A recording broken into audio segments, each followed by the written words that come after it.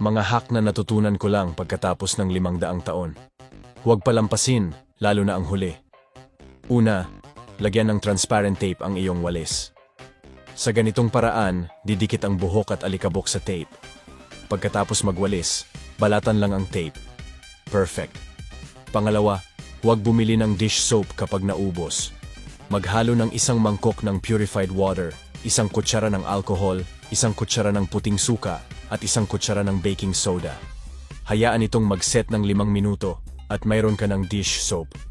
Pangatlo, para maibalik ang elasticity ng lumuwag na goma, ibabad ito sa mainit na tubig. Pang-apat, mahirap tanggalin ang balat ng itlog sa puti ng itlog. Isawsaw ang iyong daliri sa tubig at hawakan ang balat ng itlog. Madaling matatanggal ang balat ng itlog. Panglima, heto ang isang trick. Gamitin ang paraang ito sa pagtali ng mga bagay.